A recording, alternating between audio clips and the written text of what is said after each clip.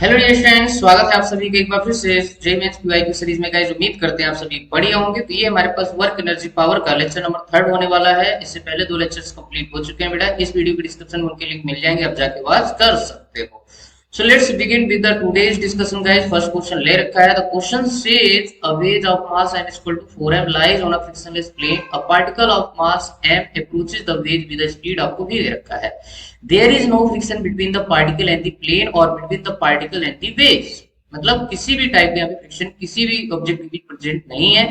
आपको फाइंड करना है maximum height claimed by the particle on the ways is given by, and this question is asked in 2019। Option आप दे सकते हो first, second, third, fourth. ठीक है, so let's begin with solution guys. Simple सा question है, कोई बड़ी बात नहीं है। तो सबसे ओके, सो यहाँ पे सबसे पहले अपन एफडीटी बनाते हैं बेटा। जैसा बोला है वैसे ही अपन इसको करने की कोशिश करते हैं। ठीक है, तो हमारे पास यहाँ पे एक लकड़ी का जो है बेस टाइप ऐसे बना के दिया हुआ है, ऐसे यहाँ पे इसको बना देते हैं।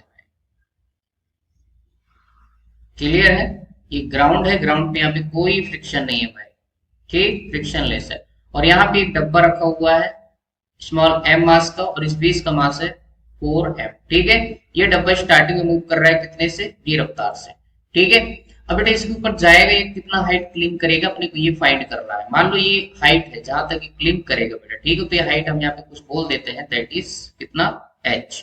ठीक है, अब ये दोनों क्या करेंगे, बाद में कंबाइन मोशन करने वाले हैं, कुछ ऐसा यहाँ पे बोला हुआ है। ठीक है, और यहाँ पे बेटा अगर ध्यान से देखो कोई फ्रिक्शन वगैरह नहीं है, यहाँ पे कोई एक्सटर्नल फोर्सेस वगैरह एक्ट नहीं करेंगे, तो अपन यहाँ पे क्या कर सकते हैं, मोमेंटम और एनर्जी आराम से कंजर्व कर सकते हैं। कोई बड़ी बात नहीं, एक्चुअल में मोमेंटम कंजर्वेशन का ही ये क्वेश्चन है। ठीक है, तो यहाँ पे अगर मोमेंटम कंजर्व करो बेटा, starting p i equal to p final, तो स्टार्टिंग मोमेंटम सिर्फ किसका होगा, ब्लॉक का होगा, एम वी। फाइनल क्या हो जाएगा बेटा, फाइनल ये जब जाएगा इसके साथ यहाँ पे क्लिम करेगा, ऊपर चढ़ेगा, तो फाइनल मोमेंटम मैक्सिमम हाइट में कितना हो जाएगा, m प्लस टोटल मास कितना हो जाएगा 4m इंटू कितना रफ्तार, मान लो फाइनल कितनी हो गई होगी, v डैश हो गई होगी। ठीक है, तो यहाँ पे कितना हो जाएगा, mv इक्वल टू यहाँ पे हो जाएगा 5m into v dash. m ने m को मार दिया, यहाँ से v डैश की जो वैल्यू आ जाएगी दैट इज v बाई 5। ठीक है, हमारे पास यहाँ पे v डैश की वैल्यू आ गई जब ये दोनों कंबाइंड मोशन जो है करेंगे। ठीक है, तो ये एक्चुअल में क्या है भी कहानी है। नेक्स्ट अपन यहाँ पे बेटा एनर्जी कंजर्व करना पड़ेगा। ठीक है, क्योंकि यहाँ पे कोई ऐसे फोर्सेस नहीं जो एनर्जी को हमारे खाने वाले। ठीक है, तो यहाँ से हमारे पास एनर्जी कंजर्वेशन हो जाएगा K i plus U i equal to K final plus U final. Clear है, ओके।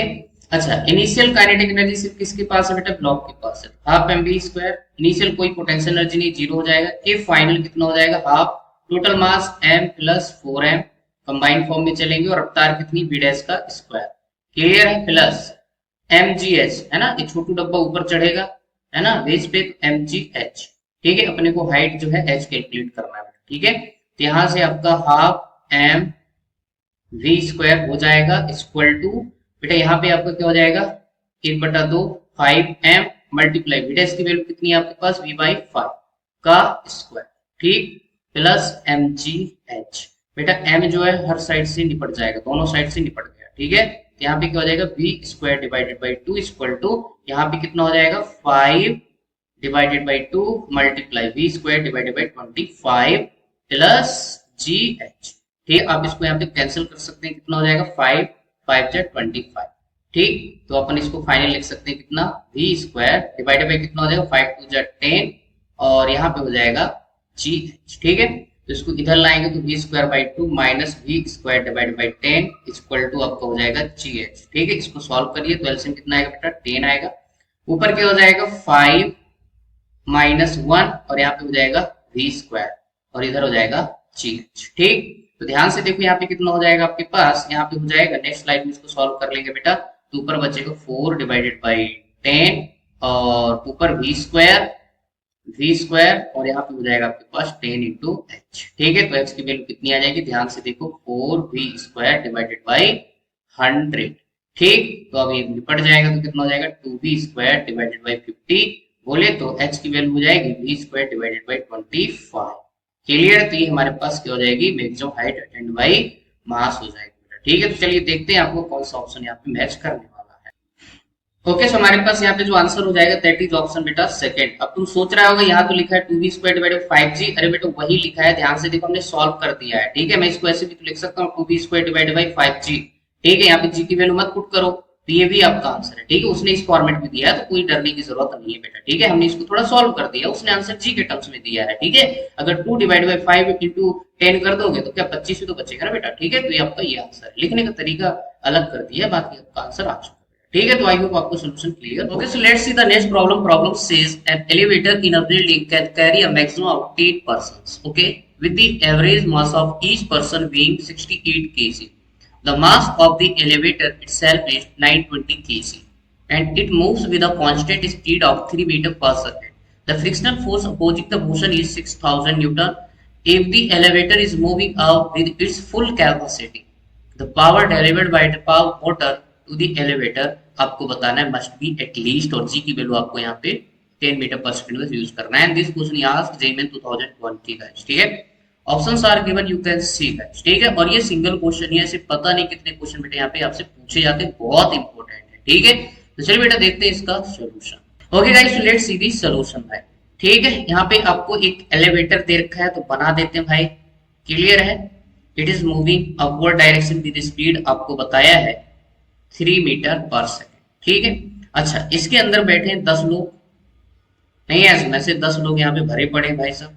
इस खुद का एलिवेटर का खुद का मास कितना है 920 kg, और इसके अंदर जो लोग भरे हैं 10 लोग भरे हैं, हर एक का कितना है 68 kg मास, और ऐसे कितने लोग हैं 10, तो टोटल मास कितना हो जाएगा 680 kg, ठीक है। अब जब दोनों को कंबाइंड फॉर्म में अगर मास निकालोगे तो कितना आएगा बेटा, जोड़ो इसको ऐड करोगे तो 1600 kg आ जाएगा। 1600 किलो की ये लिफ्ट भाई साहब जाएगी ऊपर, समझ रही है कि नहीं भाई साहब, ठीक है। तो इंजन को तो भाई साहब पावर सप्लाई करनी पड़ेगी।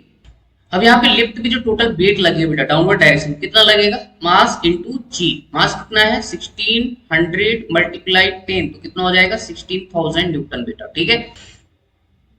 और साथ में यहाँ पे फ्रिक्शनल फोर्स भी बेटा पीछे की तरफ ही एक्ट कर रहा है, मोशन के अपोजिट डायरेक्शन, मोशन का अपोज कर रहा है, कितने न्यूटन का 6000 न्यूटन का भाई साहब, ठीक है। तो यहाँ पे टोटल जो बेटा नेट फोर्स लग रहा है दैट इज 16000 प्लस 6000, टोटल कितना हो जाएगा 22000, ठीक है।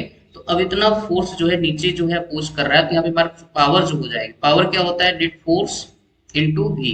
तो फोर्स कितना है बेटा आपका 22000 आया समझ, मल्टीप्लाई वी कितना दे रखा है आपको 3 दे रखा है, क्लियर है। यहाँ पे एफ कितना आएगा 16000 प्लस आपका 6000, ठीक है। ये भी दे रखा है नीचे की डायरेक्शन में इंटू वी, ठीक है। और वी की वैल्यू आपको दे रखा है 3, मल्टीप्लाई कराओ तो 3 2 जा 3 2 जा, तो कितना हो जाएगा 66000 जो है वाट आ जाएगी भाई साहब। इतनी पावर जो है मोटर को जो है डिलीवर करनी पड़ेगी, ठीक है, तभी जाके भाई बात बनेगी, ठीक है। तो इस पर्टिकुलर क्वेश्चन का जो है आंसर किया जाएगा ऑप्शन कौन सा है भाई, option second is the correct answer, ठीक है। तो बिल्कुल सिंपल सा क्वेश्चन था, कोई बड़ी बात नहीं है बेटा, सिर्फ आपको फार्मूला यहाँ पे अप्लाई करना था, थोड़ा सा जो है यहाँ पे कॉन्सेप्ट जो है पावर का लग जाएगा, ठीक है, फोर्सेस का लग जाएगा। ओके, सो आई होप आपको सोल्यूशन क्लियर हो गया। तो चलिए बढ़ते हैं next question. Okay, so let's see the next problem. Problem says a particle of mass m is moving with a speed 2v and collides with mass 2m moving with speed v in the same direction. After collision the first mass is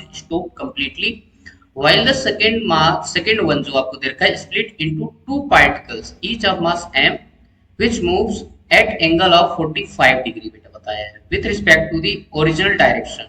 The speed of each of the moving particle will be, ठीक है। अपने को speed calculate करना है। This question is asked JEE 2019, options आपको दे रखे हैं, you can see guys, ठीक है। ओके, तो चलिए बेटा समझते हैं इसका कॉन्सेप्ट क्या यहाँ पे होने वाला है। जैसा बोला वैसा अपन करेंगे। स्टार्टिंग में क्या है, एक मास दे रखा है m मास का, इट इज मूविंग विद रफ्तार 2v, और एक सेकंड मास है and collide with the mass 2m, एक सेकंड मास दे रखा है 2m का, ठीक है। तो इसकी रफ्तार दे रखा है आपको v, ठीक है। ये बिफोर कोलिजन है। इसके बाद क्या हुआ, इन दी सेम डायरेक्शन मूव कर रहे हैं। After collision the first mass, जो आपका फर्स्ट मास है, ये किस में आ गया बेटा, आपका रेस्ट में आ गया, क्लियर है, ये रेस्ट में आ गया। अब जो सेकंड मास है, जो आपका सेकंड मास दे रखा है 2m, ठीक है। अब ये क्या है, इसकी ओरिजिनल डायरेक्शन ये है, समझना। अब ये क्या करता है बेटा, स्प्लिट कर जाता है, कितने पार्ट्स में, 2 पार्ट्स में, ठीक है। तो इनकी रफ्तार अपन मान लेंगे कुछ u वगैरह।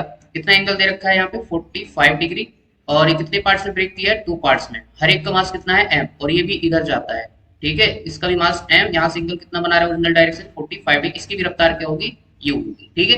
तो यहाँ पे पूरा ये सेटअप यहाँ पे होने वाला, तो कुछ नहीं करना बेटा, यहाँ पे अपने को मोमेंटम कंजर्व करना है, ठीक है, अलोंग एक्स एक्सिस। तो यहाँ पे बेटा इसके कंपोनेंट निकालो ना अलोंग एक्सिस, तो इसका कितना आएगा u cos 45, और यहाँ पे इसका भी कितना हो जाएगा u cos 45, ठीक है। तो हमारे पास यहाँ मोमेंटम कंजर्व करना है बेटा, तो p i equal to x direction में, इक्वल टू पी फाइनल, ठीक है। तो इनिशियल कितना हो जाएगा 2mv प्लस यहाँ पे कितना हो जाएगा 2mv, इसका भी हो जाएगा, क्लियर है, इक्वल टू कितना हो जाएगा, देखो सेकंड केस में जब आफ्टर कोलिजन जो है फर्स्ट मास किस पे आ जाता है, रेस्ट पे, तो इसका मोमेंटम जीरो हो जाएगा, प्लस अब यहाँ पे जो सेकंड मास है 2m का, वो ब्रेक करता है दो पार्ट्स में, ठीक है। तो इनका मोमेंटम कितना हो जाएगा mu cos 45 वैल्यू होती है 1/√2 प्लस mu मल्टीप्लाई 1/√2, ठीक है। तो ये हो जाएगा हमारे पास। तो नेक्स्ट स्लाइड में इसका आंसर देखेंगे बेटा, तो कितना हो जाएगा, यहाँ पे हो जाएगा 4mv equal to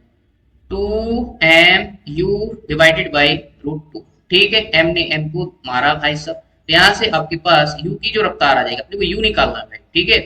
4√2 divided by क्या हो जाएगा 2, ठीक है, और यहाँ पे क्या हो जाएगा आपके पास v, तो इसको काट दो यार, कितना सिंपल क्वेश्चन है। तो यहाँ पे क्या हो जाएगा 2√2 इंटू v, तो हमारे पास ईच मास की जो रफ्तार आ जाएगी that is 2√2 into v is the correct answer, ठीक है। तो आई होप आपको सोल्यूशन क्लियर हो गया होगा। तो इस पर्टिकुलर क्वेश्चन का जो आंसर जाएगा दैट इज ऑप्शन 4 गाइस, ठीक है, 2√2 into v। Okay guys, so let's see the next. So let's see the next problem. Problem says consider force आपको दे रखा है vector equal to minus xik plus yck. The work done by this force in the moving a particle from point 1, 0 to B पे दे रखा है 0, 1 along the line segment is all quantities are in SI unit. JEE Main 2020 में पूछा गया question है guys, options आपको दे रखे हैं, you can see, और यहाँ पे आपको ऐसे ग्राफ बना के भी दिया हुआ है, ठीक है।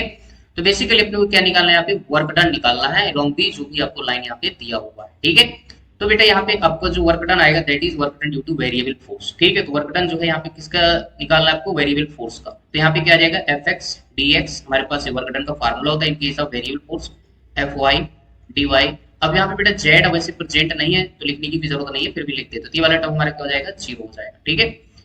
तो अब ये जो सीजमेंट आपको डायग्राम बना के दिया है ए से बी तक, यहाँ पे अपने को लिमिट ही प्रोवाइड करने की कोशिश कर रहा है, ठीक है। तो सिंपल सा है, कर लेंगे बेटा यहाँ पे। तो हमारे पास fx, ठीक है। अब यहाँ पे फोर्स जो दे रखा है देखो ना, तो fx कितना है -x, तो -x dx प्लस यहाँ पे डॉट प्रोडक्ट है तो y डॉट i 1 हो जाएगा, ठीक है।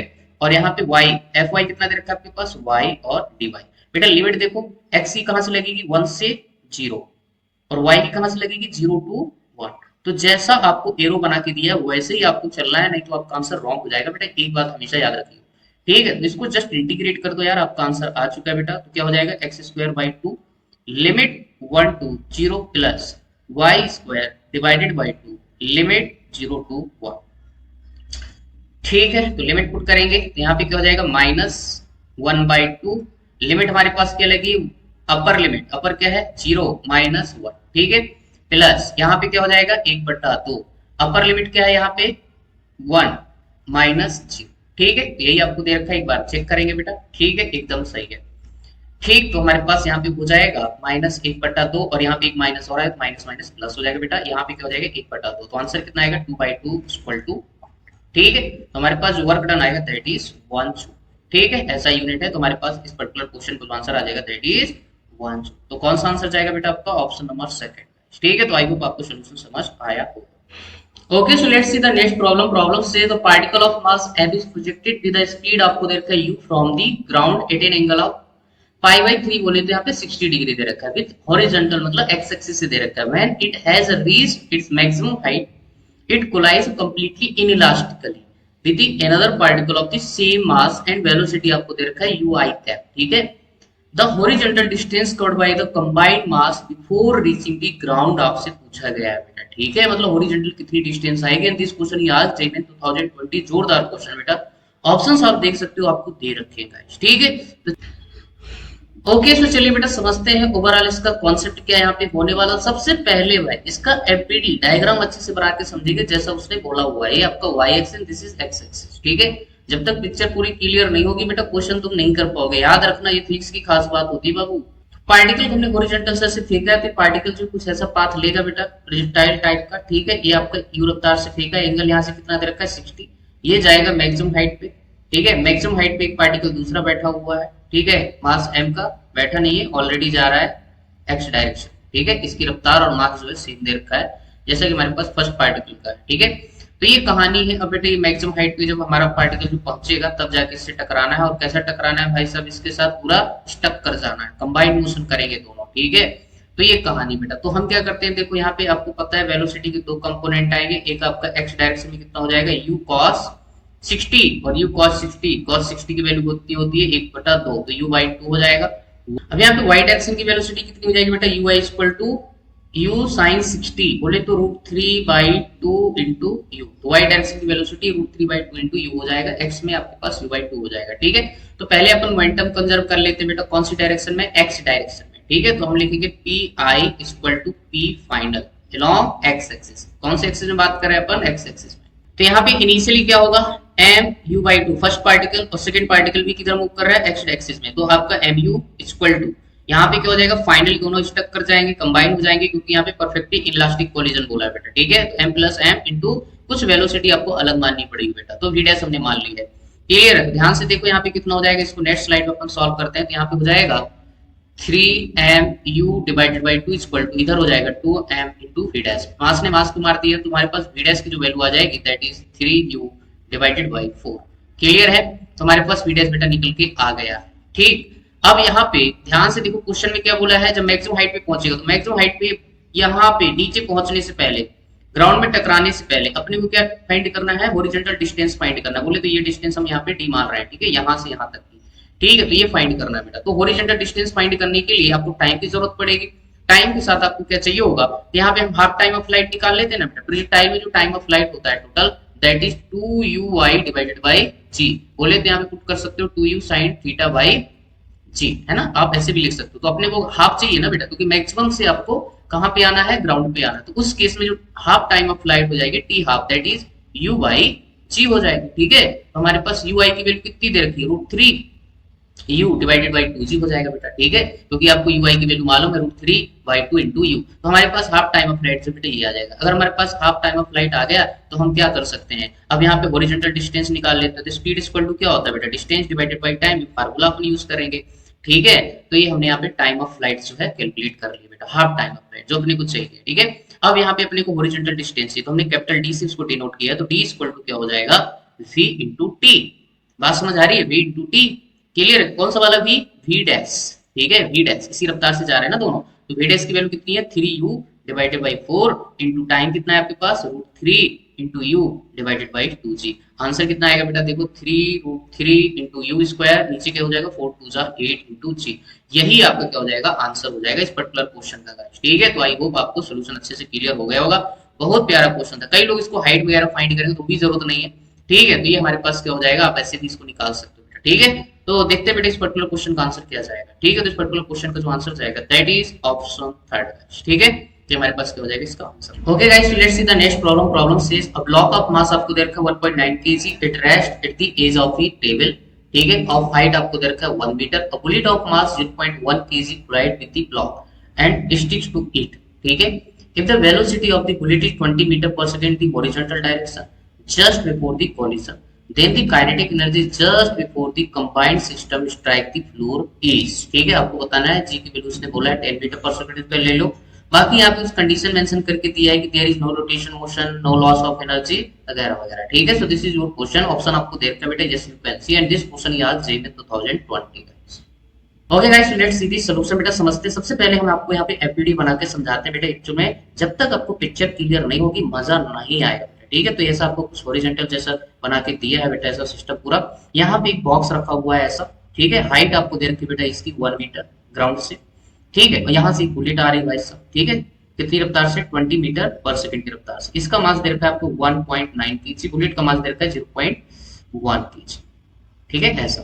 ठीक, अब यहाँ पे बुलेट जब इसके साथ टकराएगी और इसके साथ क्या कर जाएगी, स्टक कर जाएगी, तो ये डब्बा नीचे गिरेगा बेटा। ठीक है, क्योंकि बिल्कुल एकदम एज पे रखा हुआ है। ठीक है, किनारे पे। अब जब ये गिरेगा तो आपसे पूछा है कि भाई जब ये जस्ट हिट करने से पहले कहां पे, ग्राउंड पे, आपको बतानी से काइनेटिक एनर्जी कितनी होगी, मतलब फाइनल काइनेटिक एनर्जी आपको बतानी है। ठीक है, तो सिंपल सा क्वेश्चन है यार, अपन यहाँ पे मोमेंटम और एनर्जी कंजर्व करेंगे और आंसर आपका आ जाएगा। क्लियर है।